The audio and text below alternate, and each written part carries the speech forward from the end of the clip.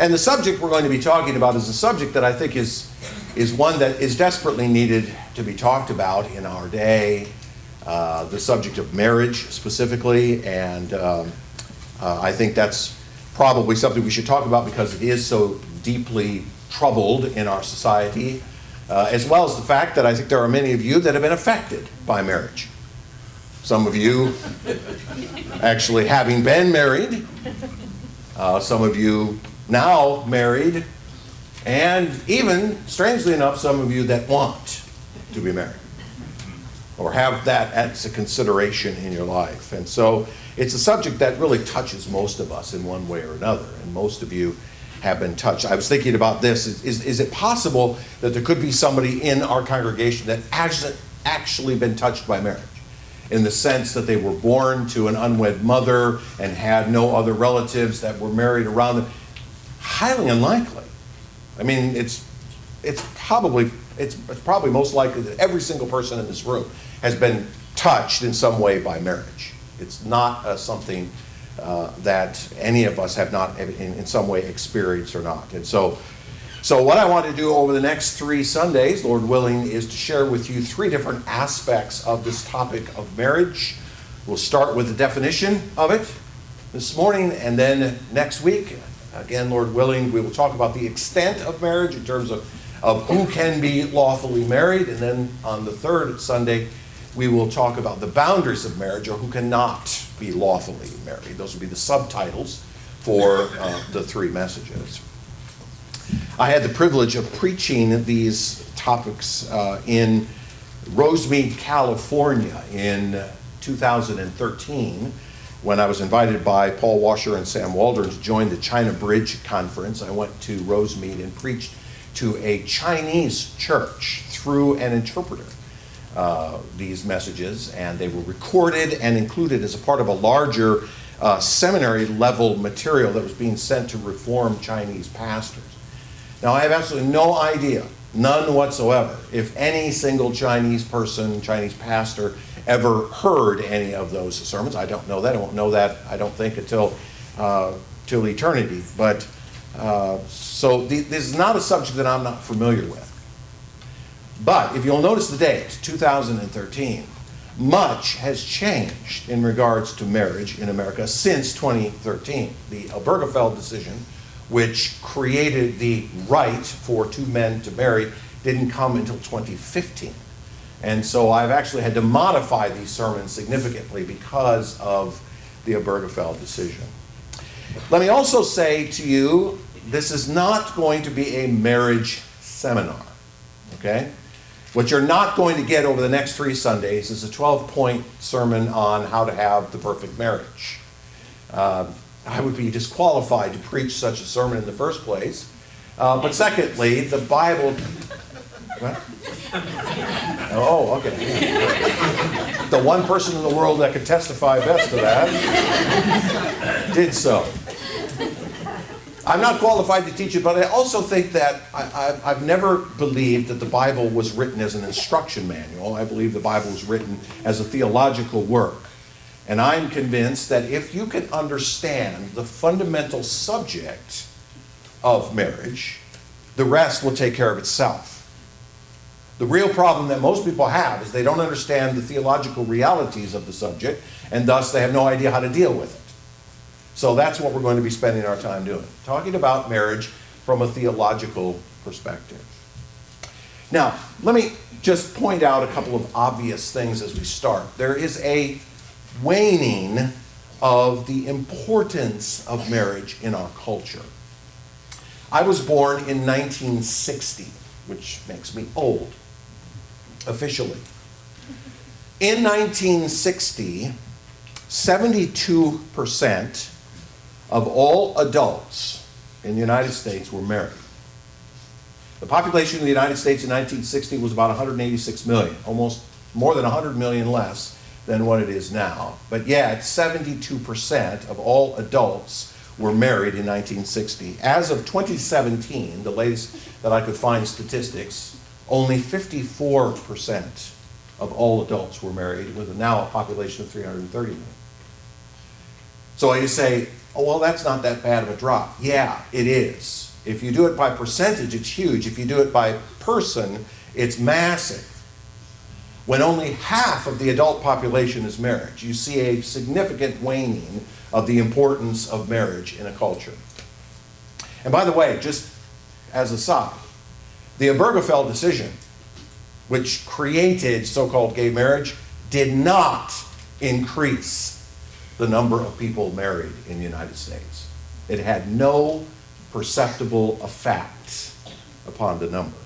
I'd be willing to bet now that in 2022 that number is well below 54%, probably in the high 40s at this point.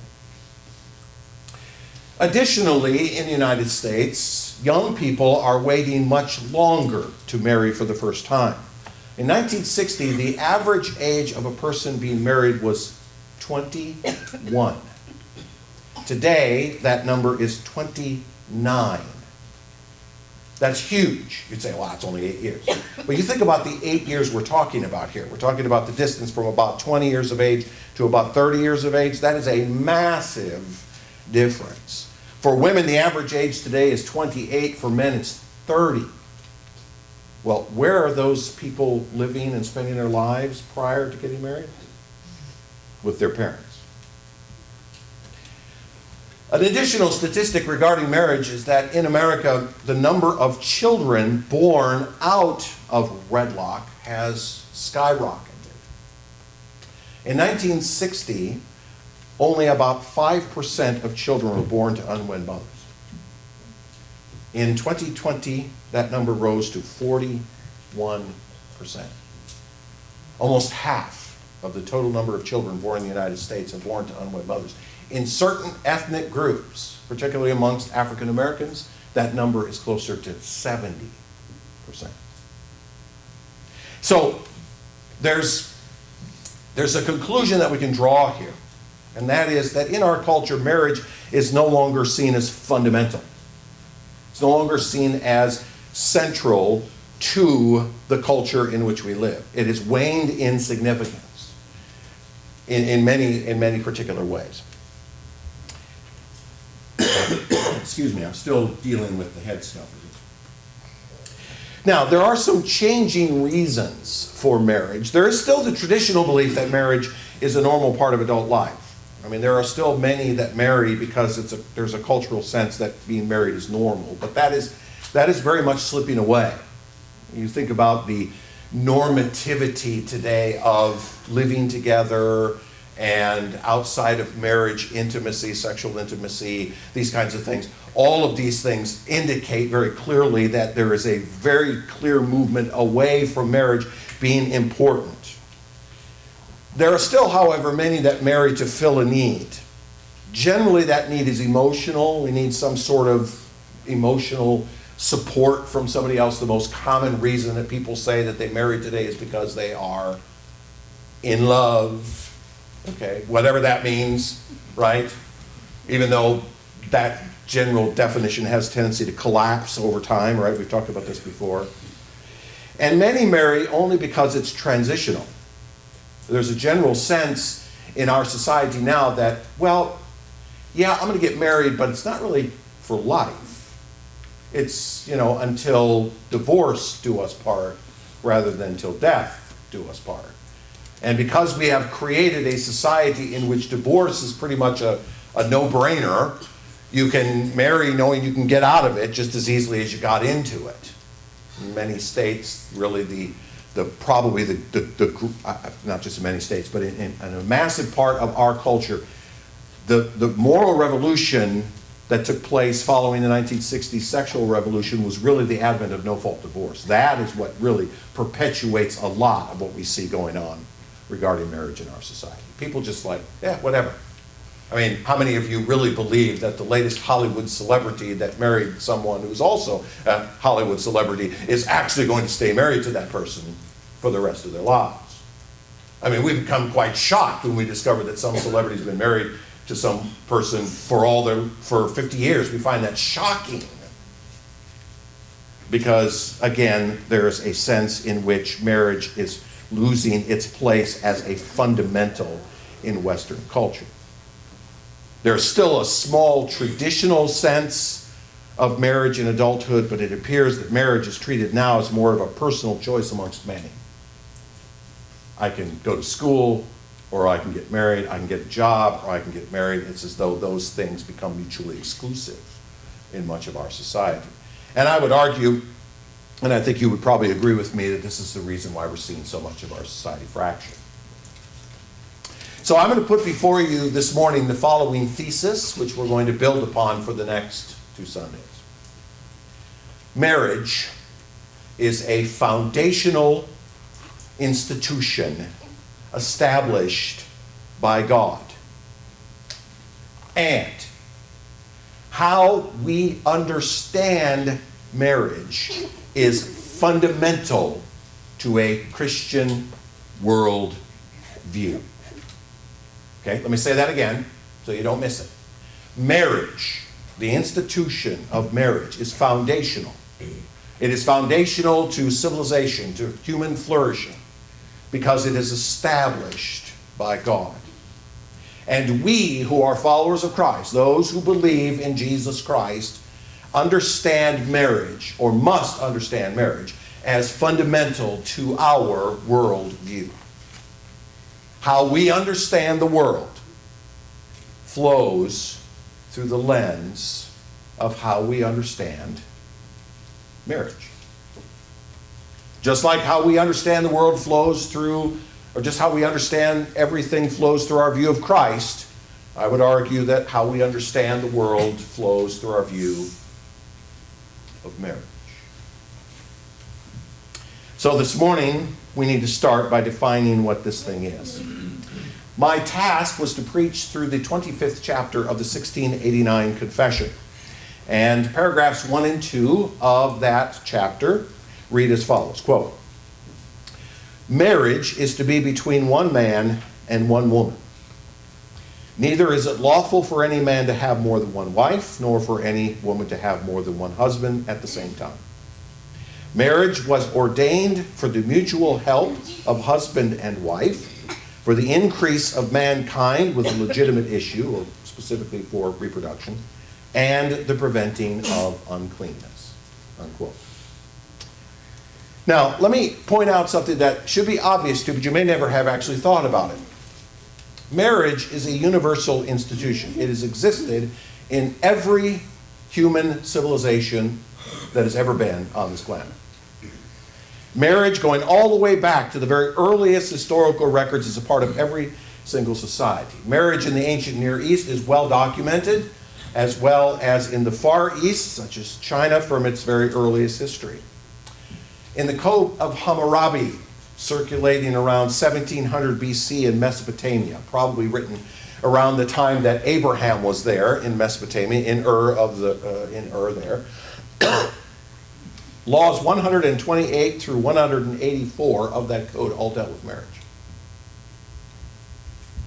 In the Israelite Torah, which we call the first 5 books of our Bible, circa 1400 BC, there are a number of laws regarding marriage. This morning, Roger read some from Deuteronomy 25. You saw some last week in Deuteronomy 24. They're all over the Torah in terms of marriage. 1400 years before Christ, 3400 years ago, from our perspective.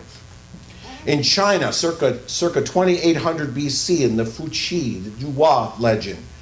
This legend is similar to the Adam and Eve story in the book of Genesis in terms of God forming a woman and bringing her to the man in marriage. Marriage has existed in every human civilization. And not only has it existed, and there have been specific rites and rituals associated with it, it has been a core institution in virtually every human civilization, every human society. Things like paternity and family lines and societal structures have all revolved around marriage for millennia. All the way back to the days of the Egyptians. Long before Abraham even went into Egypt, there were marriage rituals and there were laws and realities surrounding marriage, husbands and wives and children.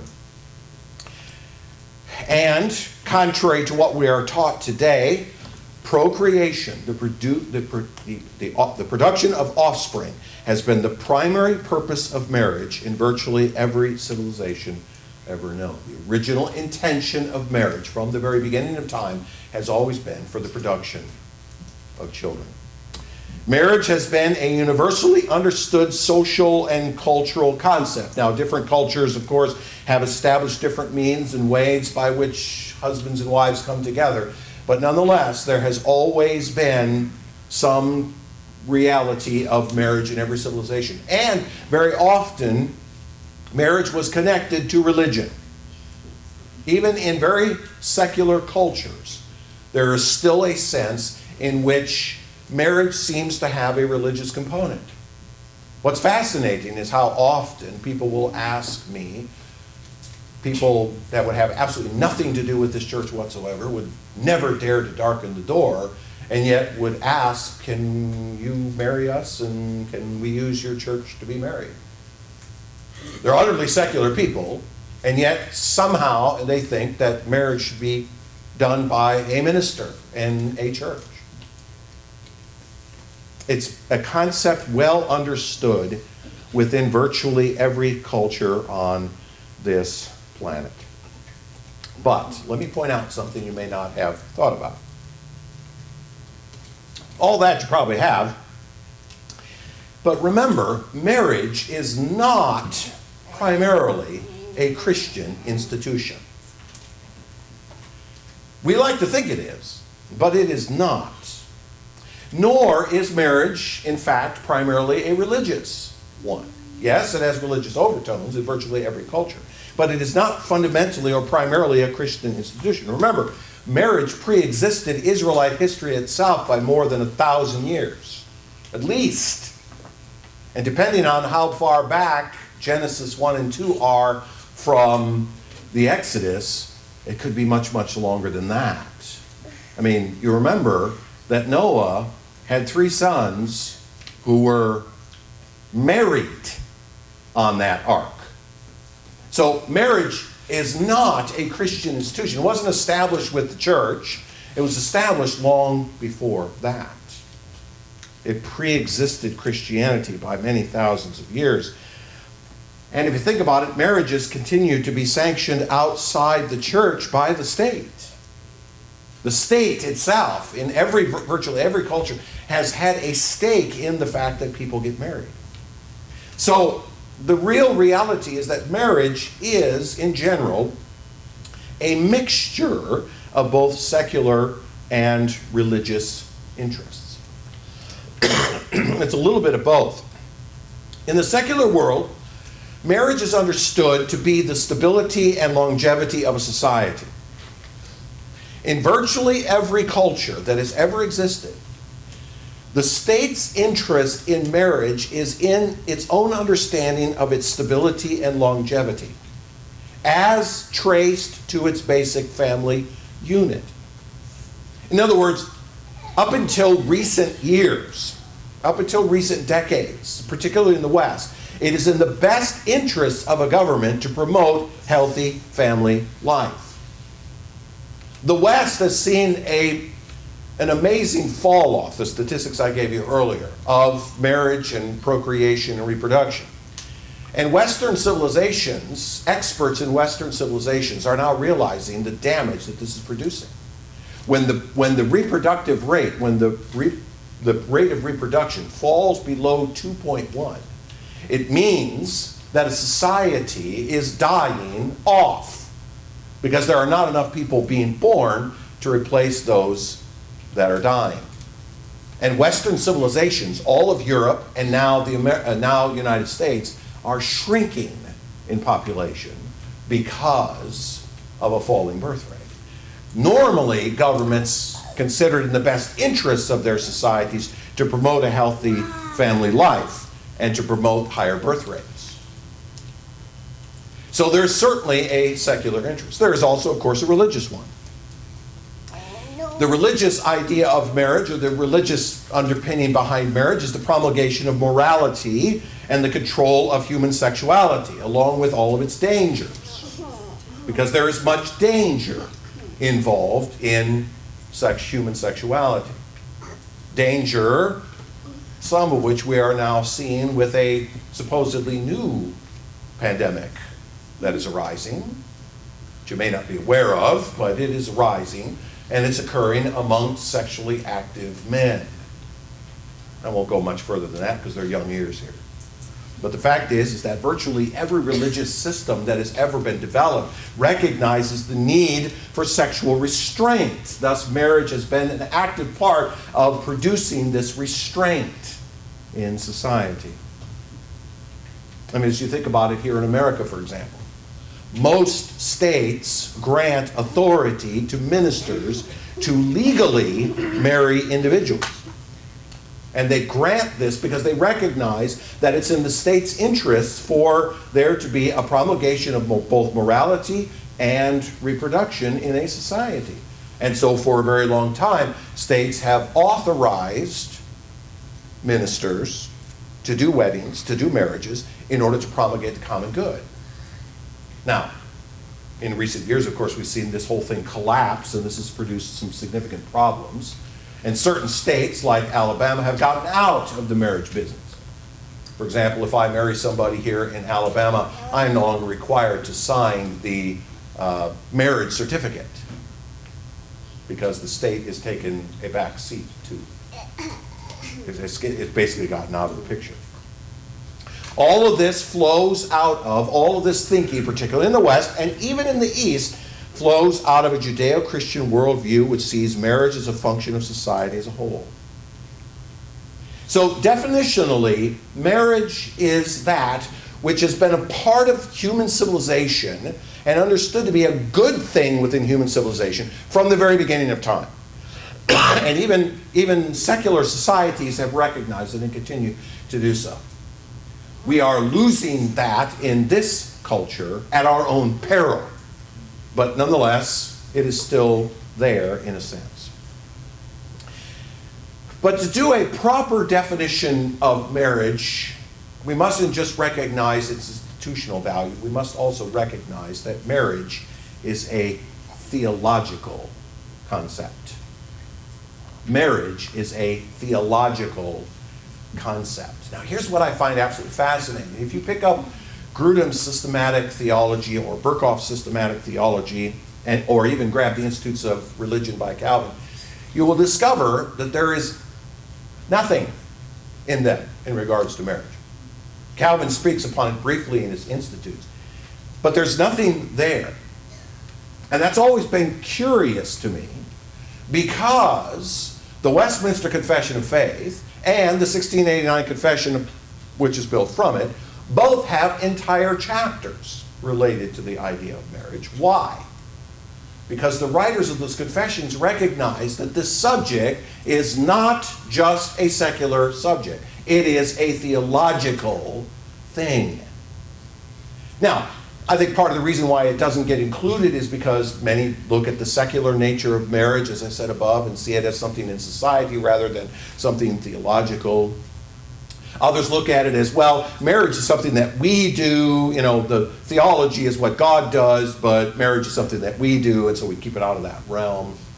There are others who say, well, marriage is not directly related to the concept of salvation itself, right?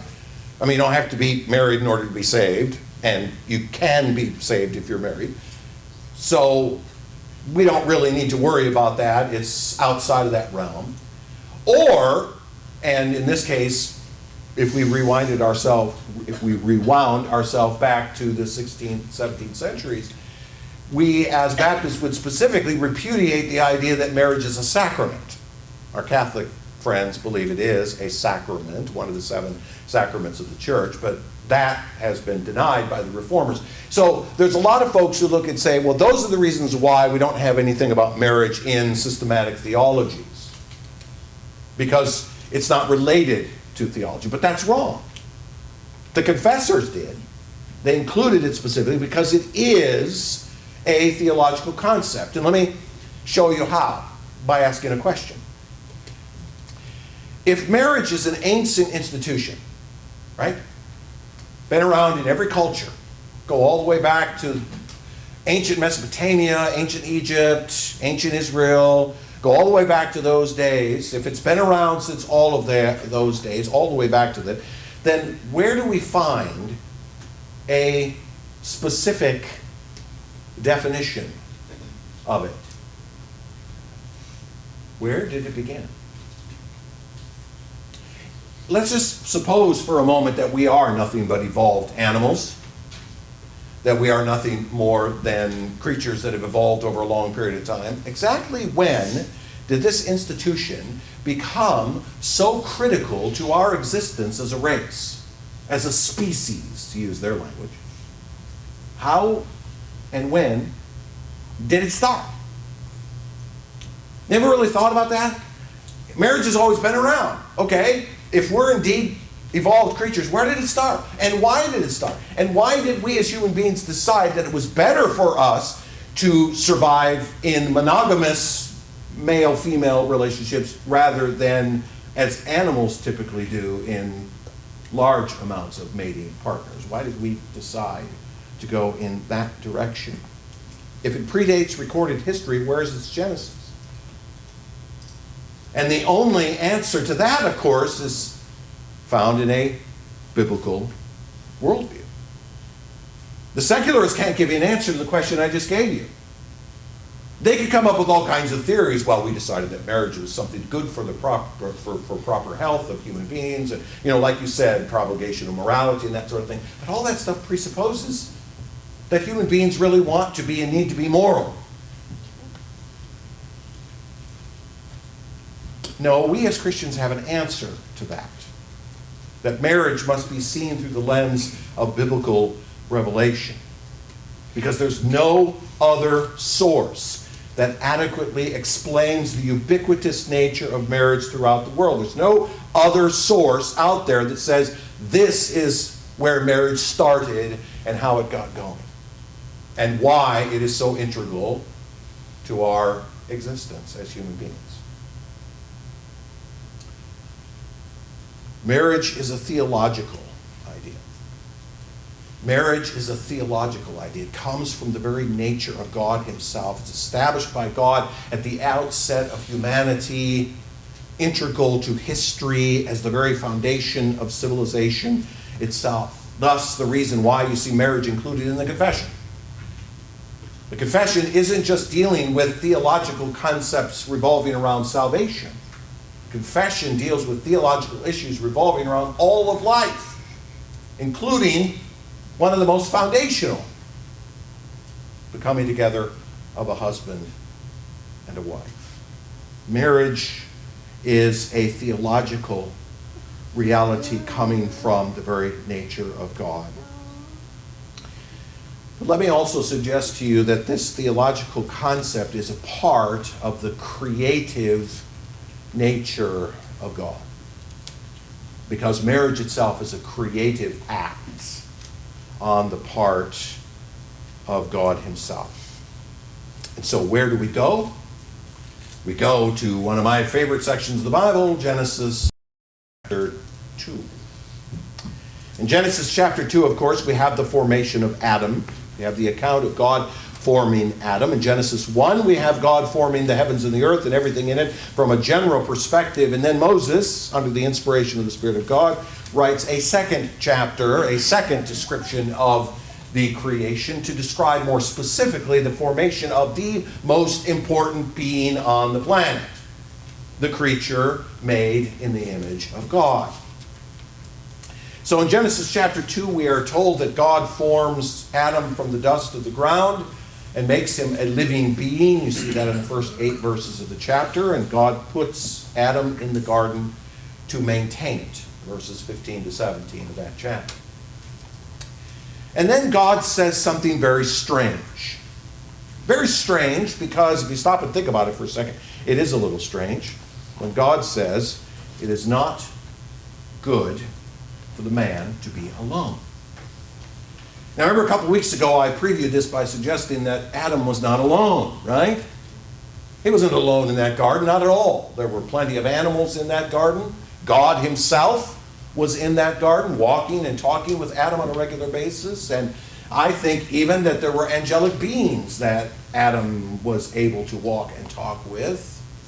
Who knows what the world of the garden looked like prior to the fall in terms of the kind of world that Adam experienced? He was not alone by any means, but so what God said must have something to do with who he is. Specifically, that there's no one on the same strata of being as him. This is the reason why God parades all of the animals before him. Because all of those animals, as they go by, and Adam gives them a name, demonstrates that none of them are like him. None of them possess the imago Dei. Not a single one of them is able to have a rational, intelligent conversation. None of them have developed culture and language and all kinds of other things. They don't have any of that.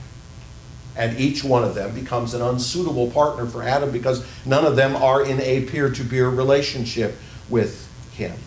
They are different from him. Even the angels are different from him. Very different from him. And so God says in verse 18 that Adam needs a helper. He needs a helper. Now, this is not a helper just to help him tend the garden, as though he, needed someone to grab a rake and, take care of things. That's not at all what this word helper means. The word has a much deeper meaning. It means to fulfill his existence. It is someone who fulfills his existence.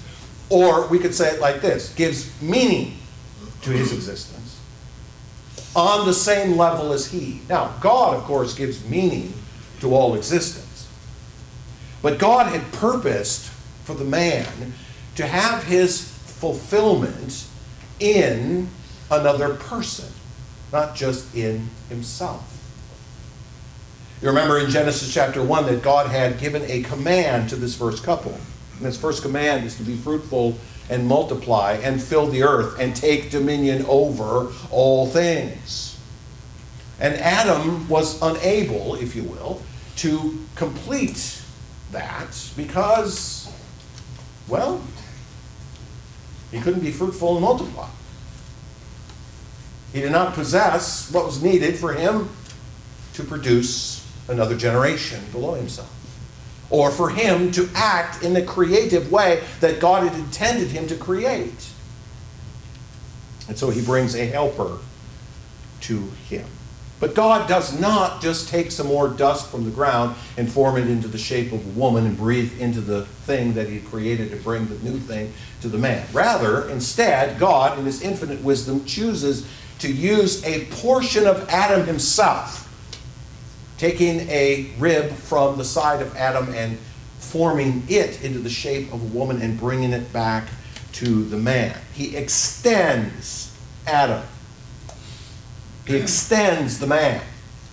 He takes that which is pre-existing, the imago Dei in Adam, including the physical nature of Adam, and forms from Adam something new, like Adam and yet distinct from him. This is one of the grand dangers of the transgender movement going on in America today. The attempt in this movement is to flatten out the sexes such that we are no different from one another, that we are the same. Doesn't matter whether you have female or male genetics or parts, you just can all be the same. That is specifically a rebellion against God. Make no mistake. This is an attempt by rebel human beings to shake their fists at the heavens and say, we will not be different. You made us different, but we will not be different. We will be the same. We will always be the same.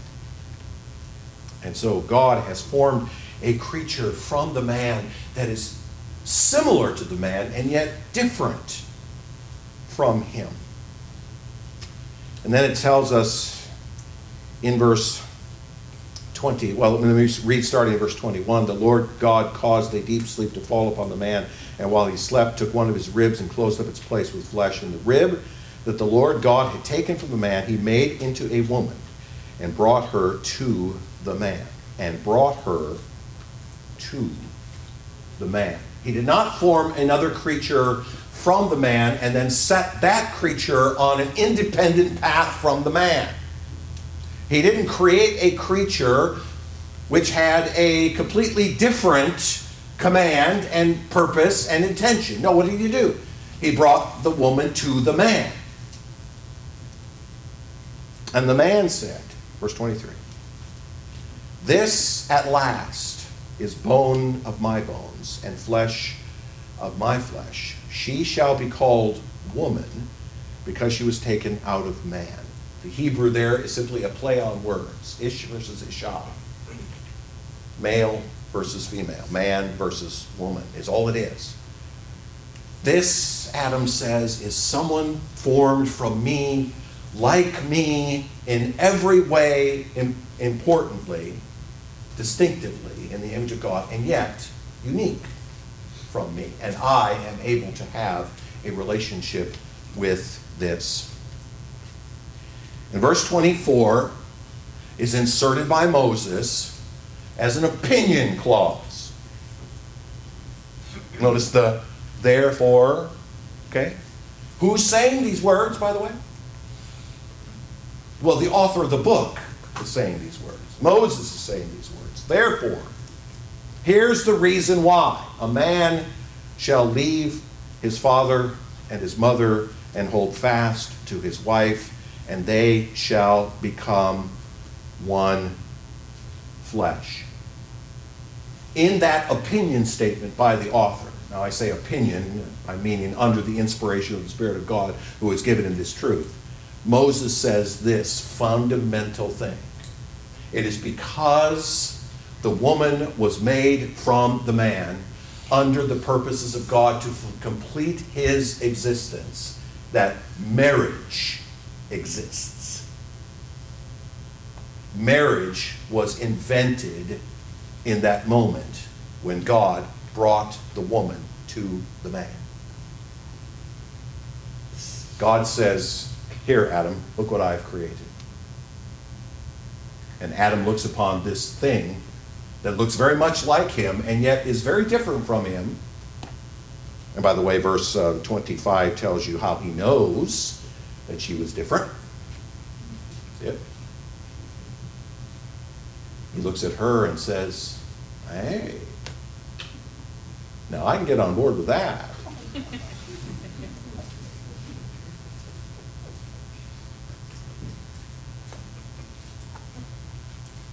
Why do people get married? It's a completion of the divine purpose for humanity. It's a theological idea because when God formed marriage, he didn't just create someone to help you get through life. He created an institution. He created a fundamental reality which was designed at the very core of what it means to be human. Of what it means to be human. It was not good for the man to be alone. So God formed a creature that was designed to fulfill him and his purposes, and therefore, by extension, the purposes of all humanity in the earth. And everything happens because of this union. The core, then, of marriage is the statement that Moses makes when he says, "And they shall become one flesh." Now let me put before you a principle. I know I've spoken on this before, but there may be some of you that are new here, have not heard it. There are others of you that need to be reminded of it. Marriage is the creative act of God in which he forms a new creature from two separate and different persons in the image of God himself to fulfill his divine purpose.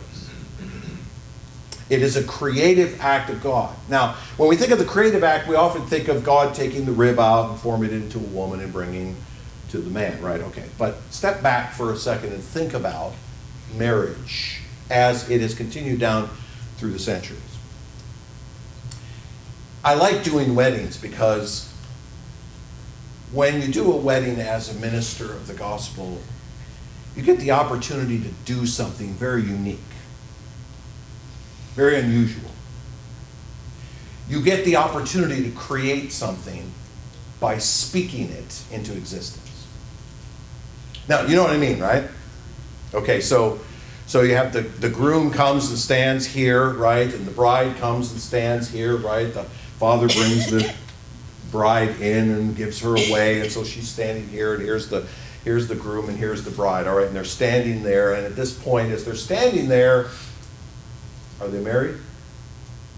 Are they husband and wife? Well, when exactly does that happen? I remember distinctly when I had the opportunity to do my own daughter's wedding, and I said to the congregation I asked the congregation that exact question. When exactly are these two going to be married? And my son-in-law standing here shaking, my daughter's sitting there rolling her eyes. And I said, you know when these two are going to be married? Only when I say so. Because I spoke those faithful words at some point. I now pronounce you husband and wife. And at that moment in time, something new that has never existed before comes into being. And we call it Mr. and Mrs.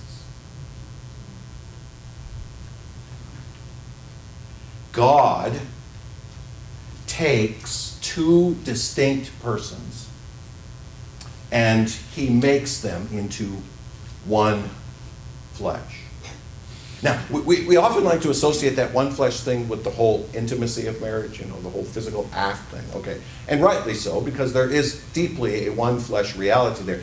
But let me suggest to you that's not at all what is being intended by this statement. No, one flesh means you are no longer two, but one. Jesus himself said that, remember? Matthew 19. Therefore, they are no longer two, but one.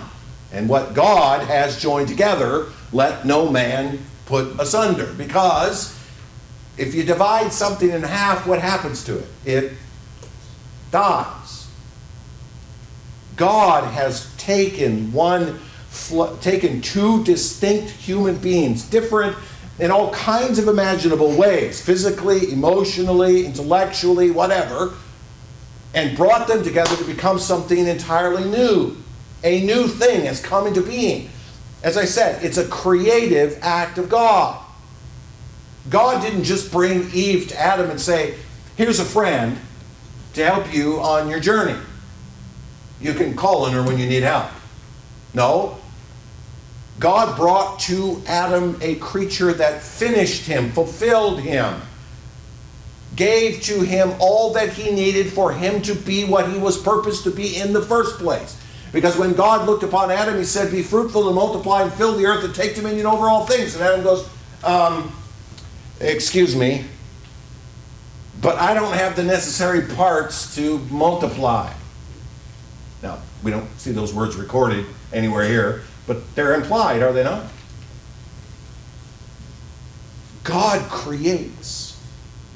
By creating Eve similar to Adam, yet different, and then joining her to Adam as his wife, God formed a new creature. And listen, this new creature is the basis of human civilization. It's the reason why human civilization flourishes. Because God creates new creatures every time a minister says, I now pronounce you husband and wife. So, we have been desperately trying in American society, in fact all of Western civilization, to redefine marriage over the course of my life. I was, as I said, born in 1960. And they have been working very, very hard to redefine the concept of marriage, even to the point where in 2015, Justice Anthony Kennedy created a right out of thin air, out of absolute whole cloth, by stating, well, yeah, two men should be allowed to marry, we'll call that marriage, or two women should be allowed to marry, or we'll call that marriage. And now we're moving into one man and three women, and a man and his dog, and a man and his robot, and a woman and this and that, and all kinds of bizarre definitions that are now coming from it, because that's what fallen human people do. But all of these forms of marriage, outside of the heterosexual, monogamous, lifelong commitment of one man and one unrelated woman, is inconsistent with God's creative act. When God brought a woman to the man, he brought a woman to the man. He didn't bring another man. He didn't bring an inanimate object. He didn't bring an animal. He brought a woman. And marriage has always been understood to be that. Okay? From the very earliest days of civilization, there has always been the reality of marriage as man and woman. The fact is that homosexual marriage, and we'll put it in scare quotes because that's what it is also outside the bonds of God's creative act. No such union can ever become a one flesh union, since it was never sanctioned by God to make it so. Doesn't exist. It's a mirage, as one theologian calls it.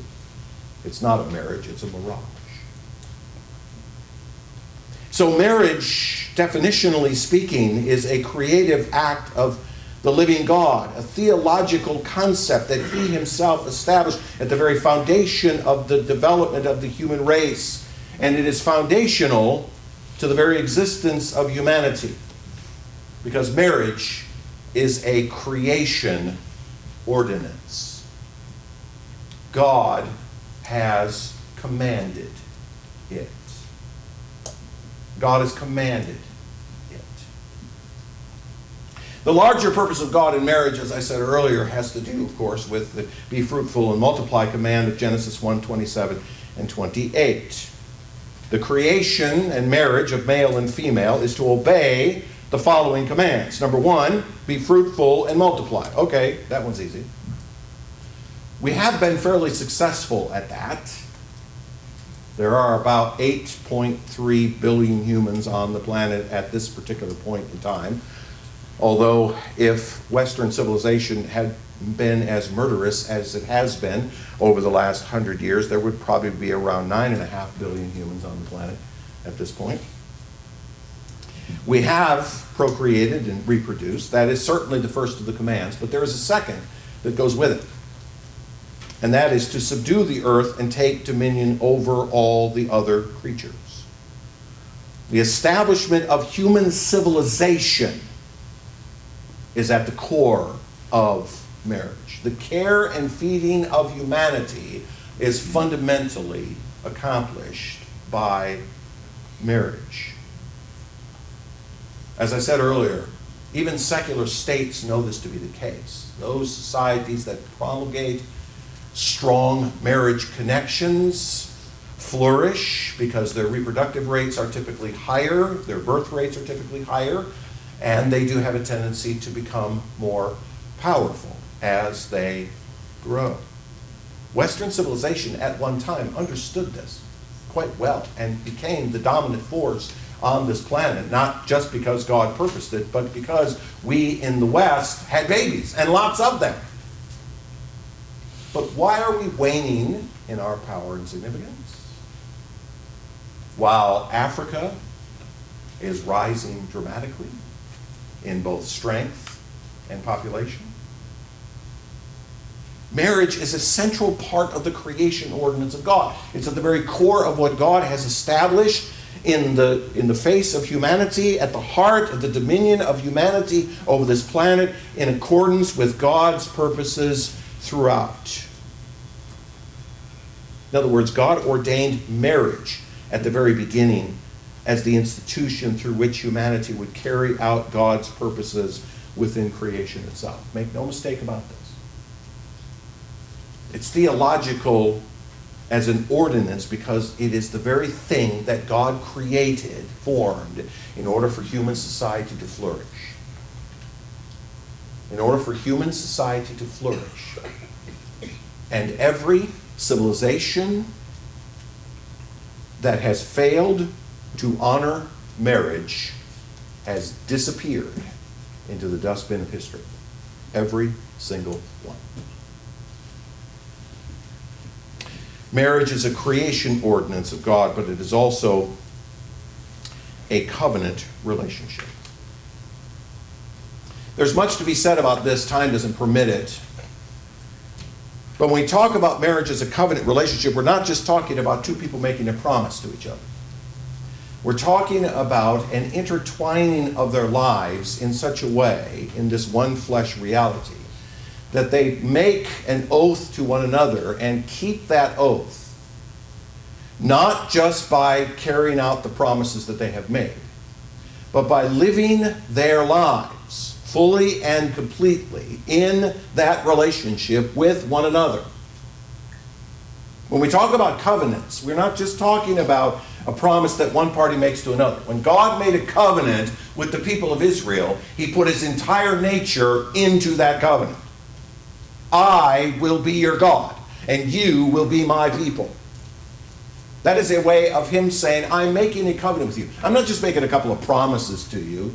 Okay, I promise to take out the trash every Wednesday night, and I promise to put my dirty dishes in the dishwasher, and I'll make sure my socks are in the hamper, right? And the wife goes, yeah, well, that's a good start. That's not really what I think of a covenant. A covenant is an intertwining. It is the bringing together of two people into an oath-based relationship in which both parties are saying, I have made a promise to you that is based upon my entire existence as a person. I'm intertwining myself with you. That's the one flesh idea. I remind young married couples of this. Okay, you're married, right? Well, what that implies is that your entire life is to be consumed with the other part. For wives, Paul says, be submissive. For husbands, to be utterly self-sacrificial. Those two things together produce a successful marriage. And by the way, that's the only how-to I'm going to give you in all of this. Because it's the only one the Bible does. There's no list in the Bible of how to have a good marriage, except Paul's statement, wives, be submissive, husbands, love your wives as Christ loved the church. You get that right, the rest will take care of itself. Why? Because it's fundamental to the nature of a covenant.